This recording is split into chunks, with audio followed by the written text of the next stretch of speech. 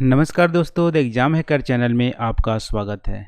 दोस्तों, हम लोग यूपी पीसीएस 2019 के जियोग्राफी ऑप्शनल के जो क्वेश्चंस हैं उसको हम लोग डिस्कशन कर रहे हैं। और अभी तक हम लोग ने पेपर 1 का जो क्वेश्चंस हैं उसको सारे हम लोग डिस्कस कर चुके हैं। और हम लोग पेपर 2 अभी हम लोग डिस्कस कर रहे हैं।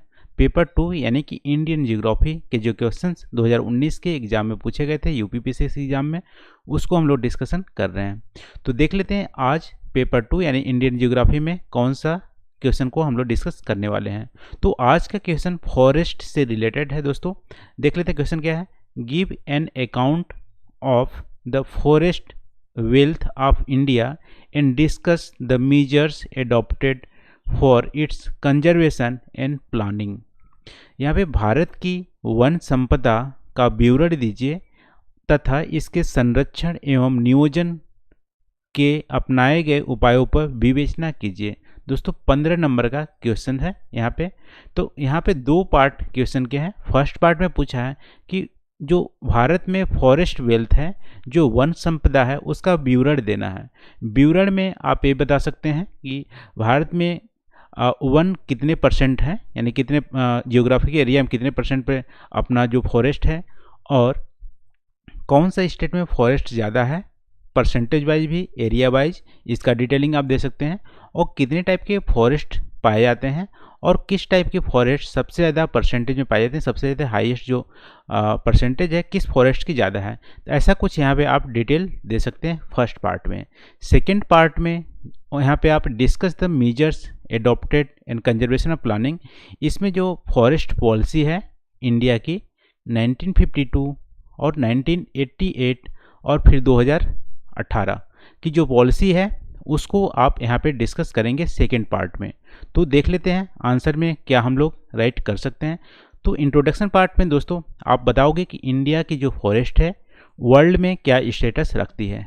तो as per forest survey of India, यहाँ पे रेफरेंस क्या है, फॉरेस्ट सर्वे ऑफ इंडिया की रिपोर्ट के हिसाब से जो ग्लोबल की जो फॉरेस्ट ग्लोबल यानी पूरे अर्थ में जितनी फॉरेस्ट है उसका 2% इंडिया में पाया जाता है फॉरेस्ट। तो आप देख सकते हो ग्लोबल यदि फॉरेस्ट वेल्थ देखें तो 2% इंडिया में फॉरेस्ट वेल्थ पाया जाता है पूरे ग्लोबल का। और यदि पोजीशन की बात करें तो इंडिया 10वें यानी 10वें नंबर पे आता है फॉरेस्ट एरिया के हिसाब से। रसिया इसमें टॉप है, फर्स्ट लेवल पे आता है। और वहाँ ग्लोबल यदि पूरे ग्लोबल की फॉरेस्ट की बात करें तो ग्लोबल के 20% फॉरेस्ट रसिया में पाया जाता है। और एरिया वाइज बात करें रसिया में तो आई थिंक 48% जो उसकी जियोग्राफिक एरिया है रसिया में वहाँ पे फॉरेस्ट पाया जाता है। तो ये रहा फॉरेस्ट वेल्थ का स्टेटस। इंडिया में 2% ग्लोबल फॉरेस्ट वेल्थ पाया जाता है और 10वें नंबर पे इंडिया का नंबर आता है। रसिया टॉप पे है, जो 20% ग्लोबल फॉरेस्ट जो वेल्थ है रसिया में मिलता है। तो ऐसा कुछ आप इंट्रोडक्शन में दे सकते हैं।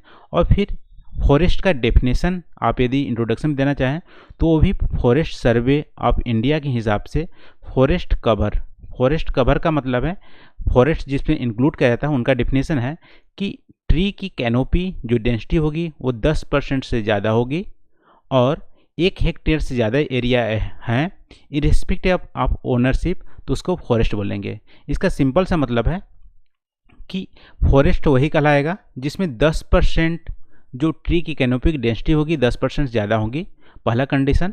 दूसरा कंडीशन कि यदि उसकी एरिया 1 हेक्टेयर से ज़्यादा है और इरिस्पेक्टिव ऑफ ओनरशिप, यानी कि प्राइवेट भी हो सकती है, गवर्नमेंट की हो सकती है, या किसी सोसाइटी की हो सकती है, किसी भी हो सकती है। यदि 1 हेक्टेयर से ज़्यादा एरिया में 10% से ज़्यादा कैनोपी वाली डेंसिटी है फॉरेस्ट ट्री की तो फॉरेस्ट कहलाएगी, यानी कि गवर्नमेंट उसको फॉरेस्ट एज ए इंक्लूड करेगी अपने एस्टीमेट में। तो ये रहा फॉरेस्ट का डिफिनेशन, इसको आप इंट्रोडक्शन पार्ट में लिख सकते हो। फिर देखो फॉरेस्ट वेल्थ इसलिए है क्योंकि ऑक्सीजन प्रोवाइड करता है, इन्वायरमेंट को क्लीन करता है, हम फूड प्रोवाइड करता है, फ्यूल प्रोवाइड करता है, हैबिटेट प्रोवाइड करता है और बहुत सारे बेनिफिट ह्यूमन को देता है। देखो जो ह्यूमन के लिए यूजफुल है वो रिसोर्स कहलाता है, वे वेल्थ कहलाता है। इसलिए फॉरेस्ट बहुत ही तरीके से ह्यूमन के लिए ज़रूरी है। ये जो रिसोर्स है इसलिए फॉरेस्ट का वेल्थ कहा गया है। तो ये सारे डिफिनेशन और कुछ स्टेटस आप इंट्रोडक्शन पार्ट में दे सकते हैं इस क्वेश्चन के। फिर बॉडी पार्ट में जो एक्चुअल पूछा है कि अकाउंटिंग करना है, बताना है कि फॉरेस्ट कवर फॉरेस्ट वेल्थ कितनी है इंडिया में, तो उसको आप बताओगे। तो देखो, India state of forest report ISFR 2019 का रेफरेंस देखें, 2019 की बात करें तो इंडिया में फॉरेस्ट कवर, जैसा फॉरेस्ट का डिफिनेशन है, फॉरेस्ट का डिफिनेशन क्या है कि कैनोपी मिनिमम जो कैनोपी होनी चाहिए 10% से ज़्यादा होनी चाहिए और 1 हेक्टेयर एरिया में होनी चाहिए, और किसी का ओनरशिप हो उसको फॉरेस्ट कहा जाएगा। तो इस डेफिनेशन के अकॉर्डिंग फॉरेस्ट कवर इंडिया की बात करें तो पूरे सरफेस एरिया में जितनी इंडिया की सरफेस एरिया है उसका 21.67% फॉरेस्ट कवर है। यदि लास्ट ईयर की बात करें तो लास्ट ईयर के कंपेयर में 0.1% ज़्यादा है 2019 की फॉरेस्ट कवर।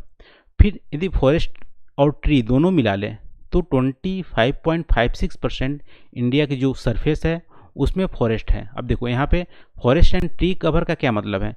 जैसे फॉरेस्ट का डेफिनेशन अभी देखें कि मिनिमम 10% कैनोपी होनी चाहिए और 1 हेक्टेयर एरिया से ज़्यादा होनी चाहिए, लेकिन इसके अलावा यदि ट्री हैं जहाँ पे कवर है उसको भी इंक्लूड कर दिया जाए तो टोटल जो फॉरेस्ट कवर है, फॉरेस्ट एंड ट्री कवर, वो 25.56 हो जाएगा यहाँ पे। तो इतनी वन संपदा है इंडिया में। यदि फॉरेस्ट की बात करें, फॉरेस्ट इक्वली डिस्ट्रीब्यूटेड नहीं है, नहीं पूरे इंडिया में एक समान डिस्ट्रीब्यूटेड नहीं है फॉरेस्ट।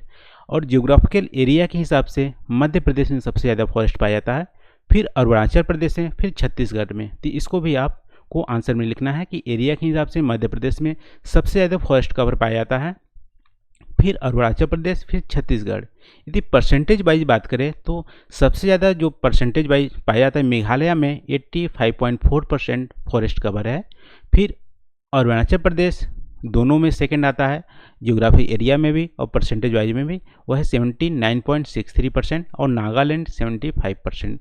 तो आप परसेंटेज वाइज भी यहाँ पे डेटा यहाँ पे लिख सकते हैं। फिर टाइप ऑफ फॉरेस्ट देखें तो ट्रॉपिकल एवरग्रीन जो फॉरेस्ट होता है वो अंडमान निकोबार में पाया जाता है, वेस्टर्न घाट में पाया जाता है और नॉर्दर्न स्टेट में भी पाया जाता है ट्रॉपिकल एवरग्रीन फॉरेस्ट। ये लगभग में 2.5% के आसपास है टोटल फॉरेस्ट का कवर का।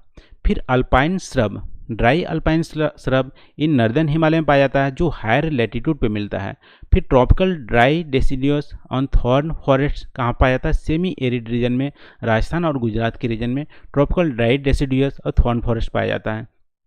फिर ट्रॉपिकल ड्राई डेसिडियस फॉरेस्ट सबसे ज़्यादा इंडिया में पाया जाता है, यानी कि पूरे 100 यदि मान लो 100 हेक्टेयर मान लो तो 14.86% टोटल फॉरेस्ट का क्या है, ट्रॉपिकल ड्राई डेसिडियस फॉरेस्ट है। तो इसको भी आपको ध्यान रखना है। फिर ट्रॉपिकल मॉइस्ट डेसिडियस फॉरेस्ट 17.65% पाया जाता है, यानी सेकेंड हाईएस्ट जो फॉरेस्ट टाइप है वो है ट्रॉपिकल मॉइस्ट डेसिडियस फॉरेस्ट, और फर्स्ट क्या है ट्रॉपिकल ड्राई डेसिडियस फॉरेस्ट। तो ये सारे डिटेलिंग आप फॉरेस्ट में लिख सकते हैं फर्स्ट पार्ट के क्वेश्चन में। तो यहाँ पे हम लोग देखें कि फॉरेस्ट कवर कितनी है इंडिया के, फॉरेस्ट एंड ट्री कवर क्या है, कौन से स्टेट में सबसे ज़्यादा फॉरेस्ट पाया जाता है, और परसेंटेज वाइज भी, एरिया वाइज भी, और किस टाइप की फॉरेस्ट पाई जाती है, कितने परसेंटेज वाइज, ये क्वेश्चन के फर्स्ट पार्ट में लिख सकते हैं। फिर देखो क्वेश्चन के सेकेंड पार्ट पूछ रहा है कि आपको जो कंजर्वेशन का जो मेथड या मेजर्स कौन कौन से अपनाए गए हैं, तो उसमें 3 पॉलिसी इंडिया के अपनाए गए हैं स्वतंत्रता के बाद। स्वतंत्रता से पहले आप देख सकते हो कि ब्रिटिश के काल में बात करें तो फॉरेस्ट की जो पॉलिसी थी वो क्या थी, कंजर्व करने की नहीं थी, उसको एक्सप्लॉइट करने की थी, यानी कि खुद ब्रिटिशर कंजर्व करना चाहते थे और ट्राइबल से बचाना चाहते, ट्राइबल उसको कंजर्व करने से बचाना चाहते थे। लेकिन स्वतंत्रता के बाद जो भारत सरकार ने जो मेजर्स लिए हैं वो आप देख सकते हैं 3 पॉलिसी अडॉप्ट किए हैं। नेशनल फॉरेस्ट पॉलिसी 1952, फिर नेशनल फॉरेस्ट पॉलिसी 1988, फिर नेशनल फॉरेस्ट पॉलिसी 2018। तो इसका थोड़ा सा यहाँ पे कैरेक्टरिस्टिक देख लेते हैं क्या क्या है। तो 1952 में एम रखा गया था कि 33% फॉरेस्ट कवर रखना है पूरे इंडिया के अर्थ सरफेस का, और सेंट्रल बोर्ड ऑफ डायरेक्टरी का सेटअप हुआ था इसको इम्प्लीमेंट करने के लिए, फॉरेस्ट कवर को इम्प्लीमेंट करने के लिए। और ये इसलिए था कि इन्वायरमेंट को स्टेबल बनाने के लिए, यानी कि 33% यदि फॉरेस्ट कवर रहेगा तो इन्वायरमेंट का स्टेबिलिटी अच्छे से मेंटेन होगी, हेल्दी इन्वायरमेंट रहेगा। इसके लिए नेशनल फॉरेस्ट पॉलिसी 1952 यहाँ पे अडॉप्ट किया गया था। फिर इसके बाद देखते हैं 1988 में नेशनल फॉरेस्ट पॉलिसी लाई गई थी, क्योंकि 33% जो क्राइटेरिया था वो फुलफिल नहीं हो पा रहा था। फिर इन्होंने मेंटेन इन्वायरमेंट स्टेबिलिटी के लिए, और 33% वही टारगेट था, 33% करना है पूरे फॉरेस्ट कवर पूरे इंडिया में। फिर यहाँ पे पीपल को इनकरेज किया जाता था कि मिनिमाइज यानी फॉरेस्ट के प्रेशर ज़्यादा कम डाले, और फॉरेस्ट का जो जैसे लकड़ियों का यूज करना कम करे, इसका सब्स्टिट्यूट ढूंढने की कोशिश की गई थी इस फॉरेस्ट पॉलिसी में। फिर सॉइल इरोजन को भी चेक किया गया था, क्योंकि सॉइल इरोजन और फॉरेस्ट फायर से बहुत ज़्यादा फॉरेस्ट के नुकसान पहुंच रहे थे। तो फ्लड एरिया, ड्रॉट एरिया में इसको सॉइल इरोजन को कम करने के लिए भी कुछ यहाँ पे पॉलिसी बनाए गए थे। फिर देखो फॉरेस्ट कवर मैसिव एफोरेस्टेशन से किया गया था। सोशल फॉरेस्ट्री का यहाँ पे नया आप बोल सकते हो यहाँ पे लागू किया गया था। सोशल फॉरेस्ट्री करेंगे, एफोरेस्टेशन करेंगे, और उसके थ्रू फॉरेस्ट कवर को बढ़ाएंगे। फिर लैंड को डाइवर्जन किया जाता था, प्रमोट किसके लिए, वाइल्ड लाइफ प्रोटेक्शन के लिए, बायोस्फीयर रिजर्व बनाने के लिए, नेशनल पार्क बनाने के लिए, सेंचुरीज बनाने के लिए। तो ये सब प्रोविजन हुआ था नेशनल फॉरेस्ट पॉलिसी में। इसके थ्रू फॉरेस्ट कवर को बनाना था 33%। और तीसरा जो लाया गया नेशनल फॉरेस्ट पॉलिसी 2018, इसका भी फीचर्स देख लेते हैं। इसके थ्रू भी जो मेन एम था 1952 वही था कि 33% जियोग्राफिकल एरिया में फॉरेस्ट होनी चाहिए। और इन्होंने टिम्बर को नॉन फॉरेस्ट बताया गया था, और फोकस किया था टिम्बर को ज़्यादा उगाने के लिए, और फॉरेस्ट बेस्ड इंडस्ट्री को यहाँ पे बढ़ावा देने के लिए। फिर पीपीपी मॉडल को भी यहाँ पे अप्लाई किया गया था, मतलब लगाया गया था, पब्लिक प्राइवेट पार्टनरशिप। इसके थ्रू एफोरेस्टेशन और रिफोरेस्टेशन दोनों के प्रोविज़न किए गए हैं। और 2 बॉडी का सेटअप किया गया है, टेक्निकल कॉमर्शियल फॉरेस्ट मैनेजमेंट और नेशनल बोर्ड ऑफ फॉरेस्ट्री। इसके थ्रू पीपीपी मॉडल के थ्रू एफोरेस्टेशन रिफोरेस्टेशन किए जाएंगे, और टिम्बर बेस्ड या फॉरेस्ट बेस्ड इंडस्ट्री लगाए जाएंगे, और फिर फॉरेस्ट का जो कवर है 33% लाया जाएगा। ये सारे कंजर्वेशन और प्लानिंग किए गए हैं इंडियन गवर्नमेंट के द्वारा। फिर भी हालांकि इतना करने के बावजूद भी जो 33% का टारगेट है वो अचीव नहीं हो पा रहा है। फिर भी आप देखोगे तो लास्ट ईयर यानी 2018 से 0.12% ज़्यादा 2019 में फॉरेस्ट कवर हैं। तो आप बोल सकते हो पॉजिटिव साइन यहाँ पे दिख रहे हैं। तो ये रहा दोस्तों यहाँ पर क्वेश्चन का जो आंसर हम लोग डिस्कस किए। तो इस वीडियो देखने के बाद आई होप आप जो क्वेश्चन का आंसर अच्छे से आप कर पाओगे। तो थैंक यू फॉर वाचिंग। मिलते हैं अगले वीडियो में नए टॉपिक के साथ। Thank you.